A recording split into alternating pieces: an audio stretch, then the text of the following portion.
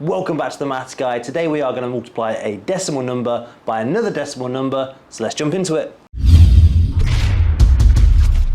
Okay, we're going to look at these two questions today, one slightly harder than the other, but before we can do that, let's have a look at our steps of success. First, we're going to set up our multiplication chart, then we're going to temporarily forget the decimals, then we're going to begin to multiply from our smallest value first, then we'll add our answer back together to get our final answer before finally adding back our decimal points. So let's see how to do that. Okay, so looking at our first question, we have 5.6 multiplied by 4.2. So when we were setting out our place value chart, this is maybe what we would end up with. But as step 2 says, we are going to temporarily forget our decimals.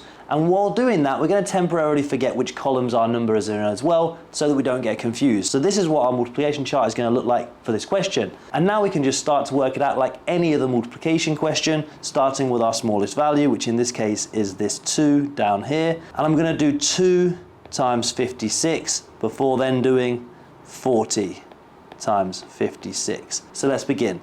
2 times 6 is 12. 2 times 5 is 10. Plus my 1 is 11. Get rid of that 1 so we don't add it up by mistake. Now I can move to my next row and I can do 40 times 6. But I can't really work out 40 times 6. But what I can do is 4 times 6, which is 10 times smaller. So to make my answer 10 times larger, I'm going to put this 0 in this column here, which makes everything in this row 10 times larger. Now I can just do 4 times 6, and 4 times 6 is 24. Small 2 in that column, big 4 in that column. And then finally, 4 times 5 is 20, plus my 2 is 22.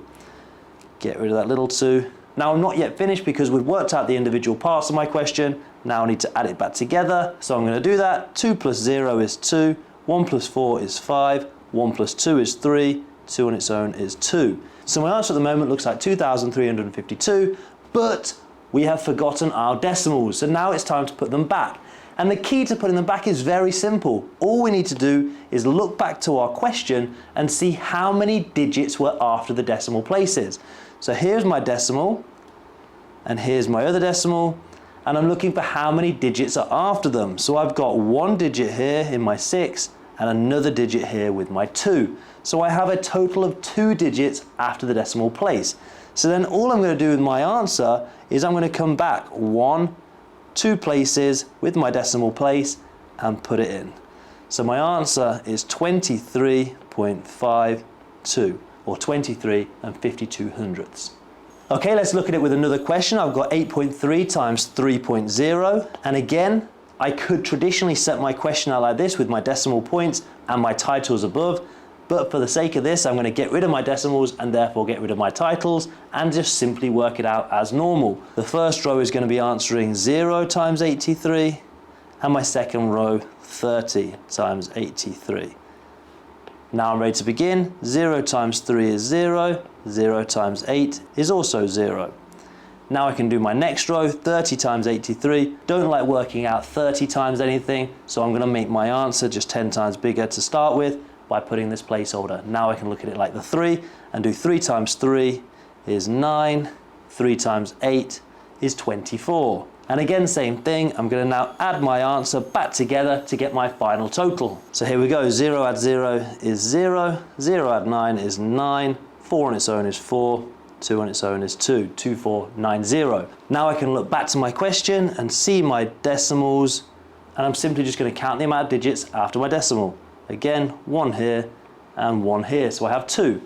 So I'm just going to come back 1, 2 places and put my decimal point in, leaving my total answer 24.90, or 24 and 90 hundredths. And there we go. Let's just look at our things to remember. When setting up, always put our 110s and hundreds, but then temporarily forget the decimal points and get rid of those titles at the top just to make things easy. And then once I've done my multiplication, all I need to do is look back to my question, count how many digits were after the decimal places, and then use those amount of digits to come backwards in my answer to put my decimal place. Okay, so here we go. 3 questions for you to work out. Have a go working them out. Put your answers in the comment section, and I'm going to try and mark every single one. Okay, and there we go. Hopefully this video is useful for you. If it was, subscribe to the channel. I'm making daily videos like this for your help.